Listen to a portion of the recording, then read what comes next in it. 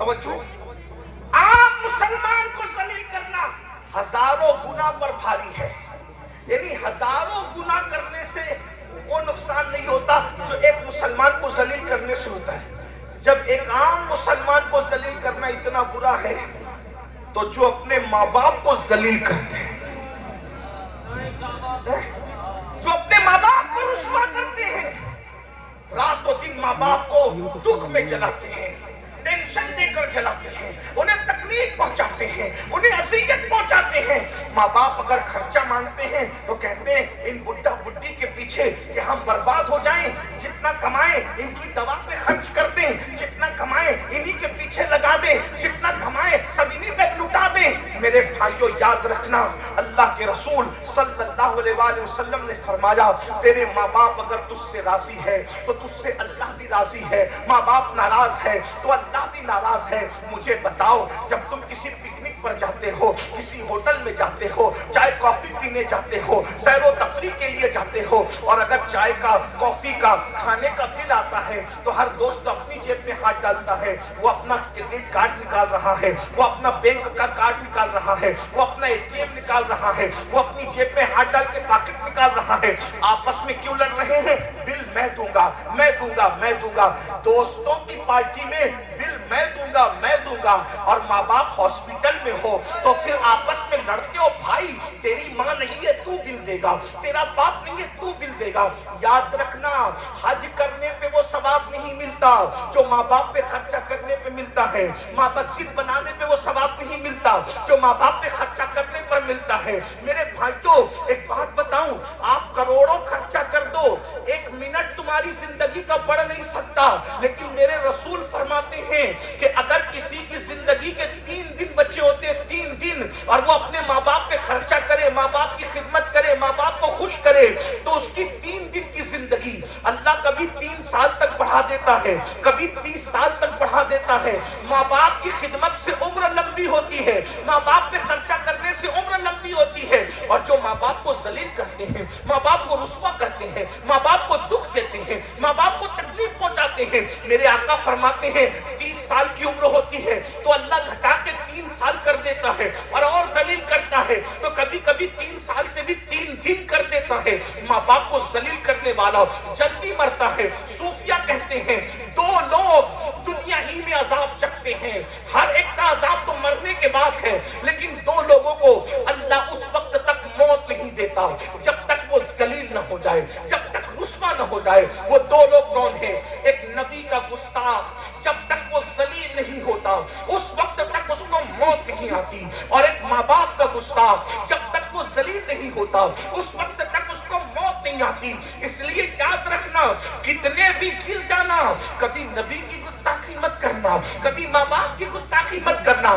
فرمایا گیا ماں باپ کے گستاخ اور ماں باپ کے بے ادبوں کو مرتے وقت ان کی زبان پہ کلمہ بھی نہیں آتا۔ میرے بھائیوں، ہم لوگ ہزاروں کی تعداد میں جلسہ سننے جمع ہوتے ہیں، مگر افسوس ہے آج ہمارے بوڑھے ماں باپ ہمارے گھروں میں رو رہے ہیں، ماں باپ رسوائیوں کے دہانے پر ہے، ماں باپوں سے جو ہے وہ اللہ اکبر مشورہ دینے کا حق چھین لیا گیا ہے، ماں باپ کو جو پیار دینا چاہیے تھا وہ پیار نہیں دے رہے ہیں۔ لوگ کہتے ہیں مولانا ہم تو خدمت کرتے ہیں، یاد رکھنا میرے بھائی، روٹی کپڑا اور مکان لوگ تو کام والی عورتوں کو بھی دے دیتے ہیں، روٹی کپڑا مکان دینے کی بات نہیں ہے میرے بھائی، روٹی تو لوگ کتوں کو بھی دے دیتے ہیں۔ یاد رکھنا روٹی دینے کا مسئلہ نہیں ہے، اسلام میں ماں باپ کی خدمت کا مطلب یہ ہے کہ کم سے کم ان کو بادشاہوں کی طرح رکھو، کم سے کم، اور اپنے آپ کو ان کا غلام تصور کرو۔ اللہ اللہ، جس اعلیٰ حضرت کے پڑوس میں رہتے ہو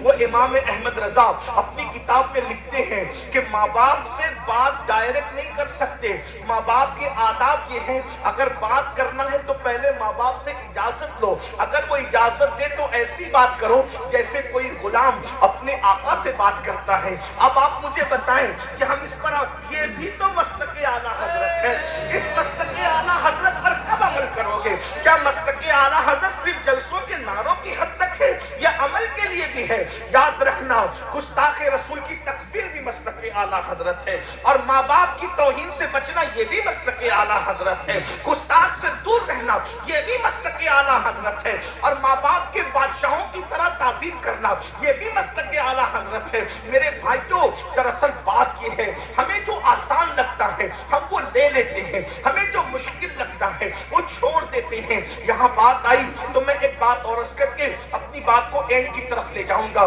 ماں باپ کی بات آئی، بہت حد تک ایسا ہوتا ہے کہ ماں باپ کے بارے میں تقریریں ہوتی ہے تو ہم ایک حد تک ماں باپ سے پیار بھی کر لیتے ہیں۔ آج ہمارے معاشرے میں سب سے بدترین جو حال ہے وہ بہنوں کا حال ہے۔ یہاں پر ہزاروں کی تعداد میں تو نہیں، سینکڑوں کی تعداد میں مائیں اور بہنیں بیٹھی ہوئی ہے۔ میں دل کے درد کے طور پر ایک بات رکھتا ہوں، آج کل بہنوں کا حال بڑا خطرناک ہے۔ بیٹیوں کا تو ابھی کچھ نہیں کہتا، وقت بھی اتنا نہیں ہے سب کے میں عنوان سمیٹوں، لیکن بہنوں کا حال بہت خطرناک ہے۔ بہنیں آج بہت ذلیل ہو رہی ہے، بھائی لوگ بہنوں کا حصہ نہیں دے رہے ہیں، بہنوں کو بہت تڑپاتے ہیں۔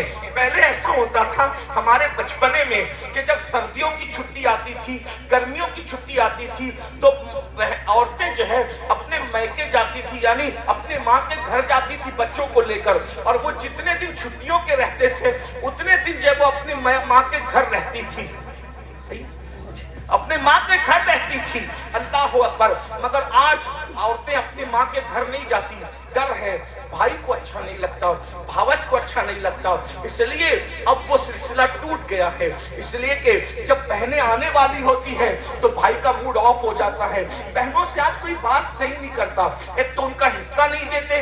یاد رکھنا صحابہ کہتے تھے جب تک کہ بہن بیٹیوں کا حصہ دیتے رہو گے تب تک قیامت نہیں آئے گی، جب بہن بیٹیوں کا حصہ دینا بند کر دو گے تو قیامت کا انتظار کرو۔ یہ ظالم حکمراں قیامت کی نشانیوں میں سے ایک نشانی ہے، یہ بربادیاں قیامت کی نشانیوں میں سے ایک نشانی ہے، یہ تمہارے گھروں پہ بلڈوزر چلنا قیامت کی نشانیوں میں سے ایک نشانی ہے۔ بہن بیٹیوں کا حصہ دے دو، یہ تباہی نہیں آئے گی، یہ بربادی نہیں آئے گی۔ رشتوں کا خیال کرو، یہ بربادی اور تباہی نہیں آئے گی۔ میرے بھائیوں آؤ، ایک بہن کی عزت کس طرح کی جاتی ہے ذرا اس کو سن لیجئے تاکہ ہم سیکھ لے بہن کا مرتبہ کیا ہے۔ آج ہماری بہن سے ہماری بات بند ہے، بہن کی کوئی عزت نہیں ہے۔ آج جلسوں میں ہم ٹاپک دیتے ہیں لڑکیاں مرتد ہو رہی ہے، کیوں مرتد ہو رہی ہے؟ ارے بہن کو اگر تو نے اس کا حق دیا ہوتا، بہن غربت کی چکی میں نہ پستی، بہن کو تو نے پیار دیا ہوتا۔ پتہ ہے آج بچیوں کو رشتے نہیں آتے تو بھائی اس کو زہر کی نگاہ دیکھتا ہے، تو ذلیل ہے، تو رسوا ہے، تو منحوس ہے، اس لیے تجھے رشتے نہیں آتے۔ جب اس کو بھائی کا پیار نہیں ملتا، جب اس کو باپ کا پیار نہیں ملتا، جب اس کو بھاوج کا پیار نہیں ملتا تو وہ بچی ناچار دوسری طرف جو ہے پیار کی نگاہ سے دوڑتی ہے، اور وہ ظالم لوگ اس کو جو ہے سب بات دکھا کر اس کا ایمان چھیننے کی کوشش کرتے ہیں۔ یاد رکھنا جس گھر میں بیٹی کو پیار ملے گا وہ بیٹی کبھی باہر نہیں جائے گی۔ آج گھروں میں وہ پیار کا ماحول نہیں ہے۔ میں آپ کو بتاؤں رسول اللہ نے بہن سے کیسا پیار کیا۔ کھانے سے پہلے نمک چکھنے کی سنت یاد ہے، مسواک کرنے کی سنت یاد ہے، بکری کا گوشت کھانا سنت ہے، کھانے سے پہلے میٹھا کھانا سنت۔ یہ ساری سنتیں جو تمہیں نفس پر آسان لگتی وہ یاد ہے، بہن پہ سب کچھ قربان کر دینا یہ بھی تو سنت ہے۔ حضور نے کیسے پیار کیا بہن سے وہ دیکھو۔ فتح مکہ کا دن ہے، ویسے حضور علیہ السلام کی کوئی سگی اور حقیقی بہن نہ تھی، بہنیں تھی تو چچا زاد بہنیں تھی یا رضائی بہنیں تھی۔ اب بتاؤ چچا زاد بہن اور رضائی بہن سے کیوں پیار کیا وہ سن لو۔ فتح مکہ کے دن بڑے بڑے سردار کہہ رہے ہیں ہمارے گھر چلیے، ایک سے ایک دسترخوان تیار ہے۔ حضرت ابو سفیان کی خواہش ہے حضور میرے گھر آ جائیں، دوسرے سرداروں کی خواہش ہے، اکرمہ کی خواہش ہے میرے گھر آ جائیں، فلاں کی خواہش ہے میرے گھر آ جائیں۔ حضور جس کے گھر جاتے اس کے گھر کو 4 چاند لگ جاتے، لیکن فاتح مکہ کہتے ہیں سب کی دعوت کی اہمیت اپنی جگہ ہے، میں کسی کے گھر نہیں جاؤں گا، اس مکے میں میری چچا زاد بہن ام ہانی رہتی ہے، میں اس کا دل خوش کرنے کے لیے اس کے گھر جاؤں گا۔ حضور نے چچا زاد بہن کی اتنی عزت کی اور پھر لوگوں کے تر تازہ دسترخوان چھوڑ کر حضور